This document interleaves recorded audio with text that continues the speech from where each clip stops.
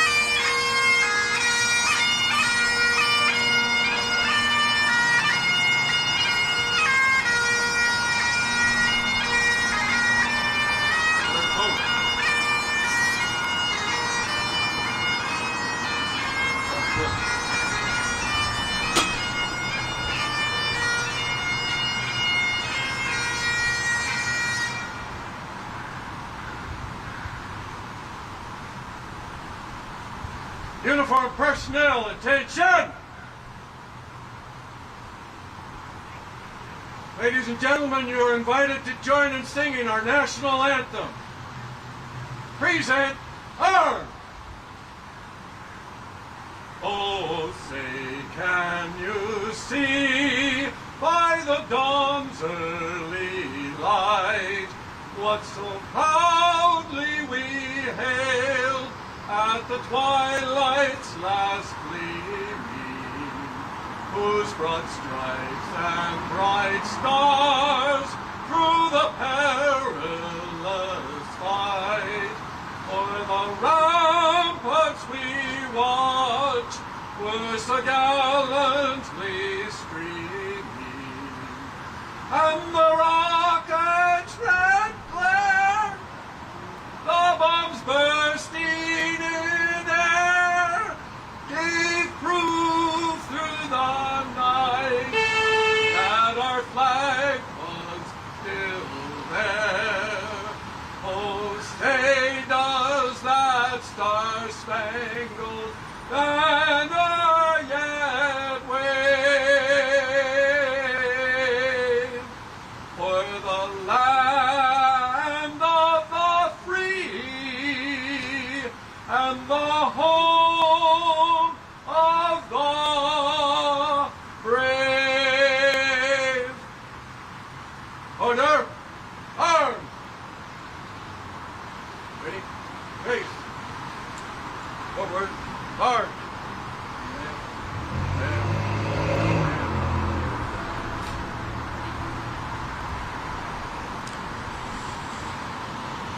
This morning, we are here to honor the more than 3,000 fallen heroes and their families forever impacted on this day 24 years ago on September 11th, 2001. We will never forget. Good morning. My name is Isaac McLennan. I'm the president of the Portland Firefighters Association, IAF Local 43. Today, firefighters across our great state and nation are proudly honoring those impacted on this fateful day. Those who were lost, their families, and those who are fighting ongoing health issues from helping others that dreadful day, and in the days to follow. We firmly believe it is important we all come together as a community, as a nation, to remember and give our deepest respect to everyone we lost in the attacks. We must also honor and grieve the brave souls lost that dreadful day 24 years ago on U.S. soil. I want to acknowledge everyone for coming here today. Brothers and sisters here that are standing on my left, the folks in the media, the community, our elected officials, our city officials, and with us also today is Portland Fire Chief Lauren Johnson. You'll note over here a photo of firefighters Neil Martin, Wes Laux, Dwight Engler, and Ed Hall, who took their personal time immediately following the attacks in 2001 to fly to New York and help their brother firefighters who was stationed near the Twin Towers. With their friend, they searched for others still missing on Ground Zero. The bond between them was not torn apart by those terror attacks, but rather, it grew stronger. I want to give special thanks to firefighters, paramedics, law enforcement on duty right now across this state, across this city, and across our great nation that answers the call whenever there is an emergency. Now, it's my honor to introduce Portland Fire Chief Lauren Johnson.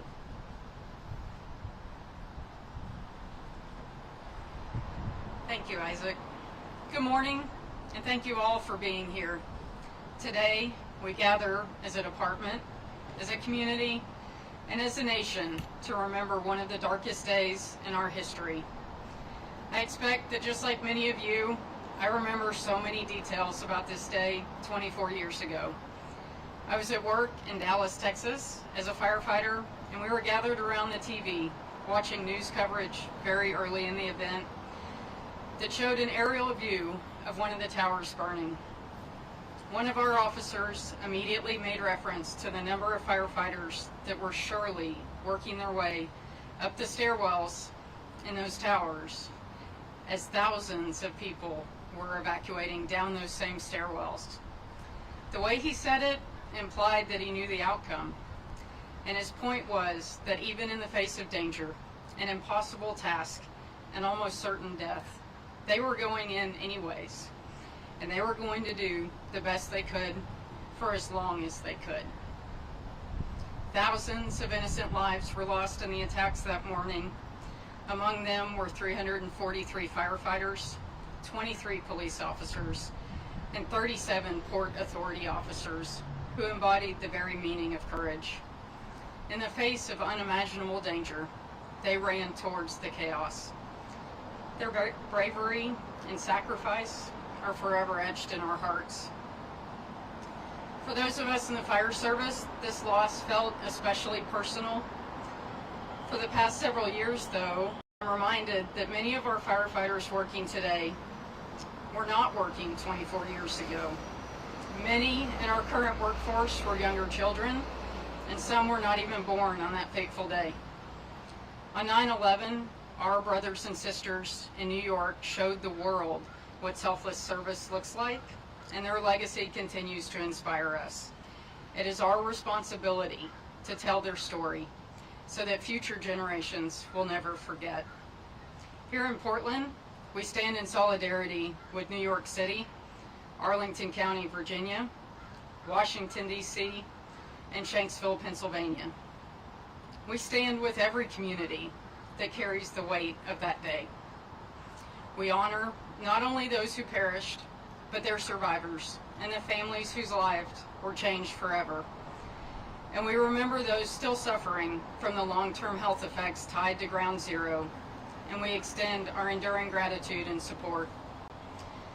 I want to take a moment to recognize those from across the country who went to assist in the aftermath, including our own members here from Portland Fire and Rescue.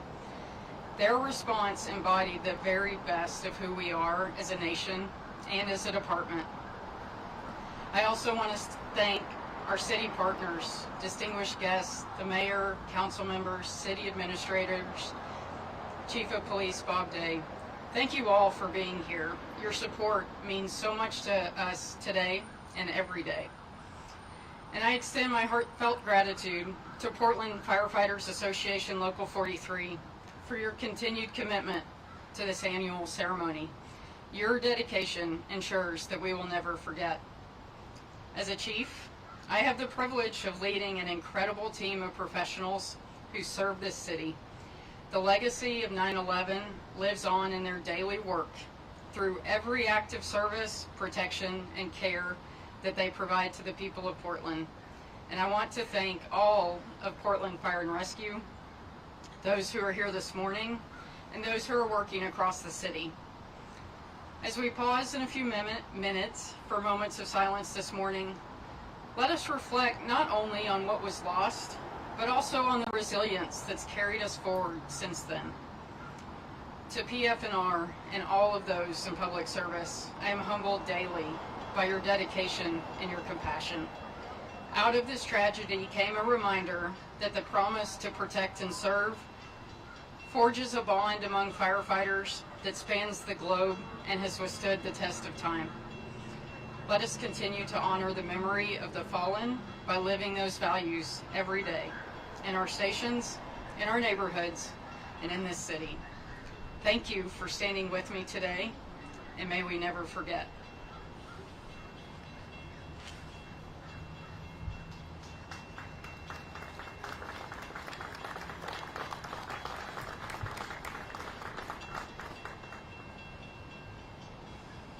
Thank you, Chief Johnson.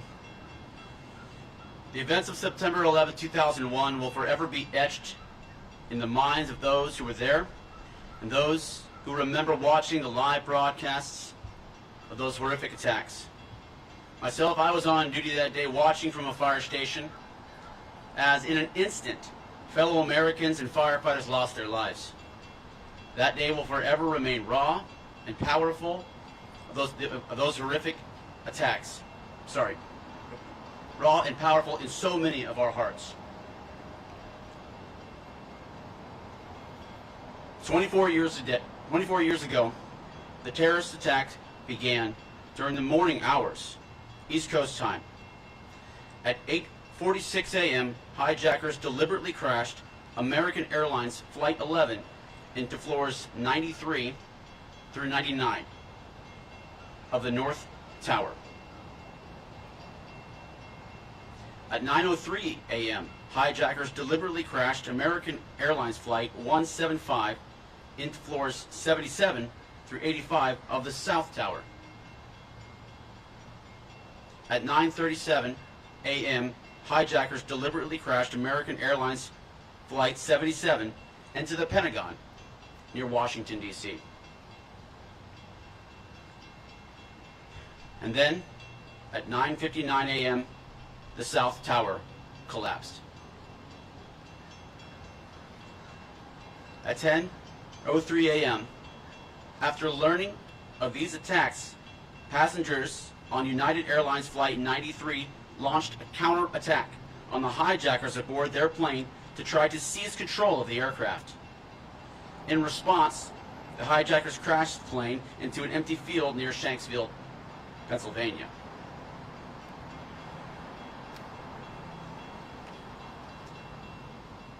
At 10:28 a.m., the North Tower collapsed, leaving the 16-acre World Trade Center site in ruins and collateral damage affecting all adjacent properties and streets.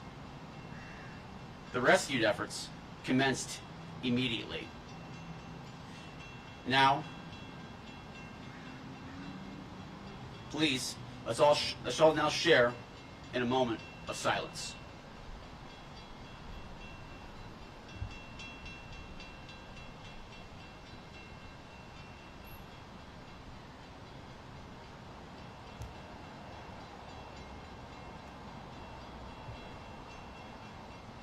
Thank you.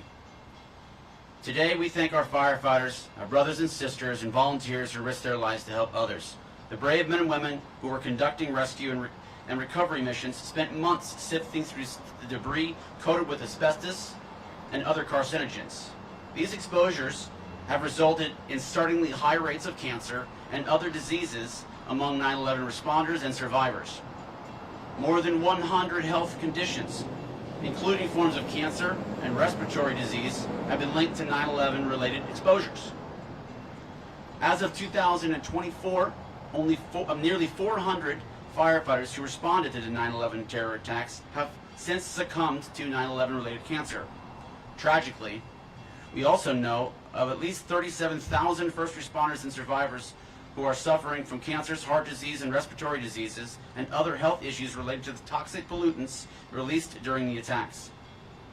Experts predict that these adverse health effects and mental health needs will continue for many decades to come.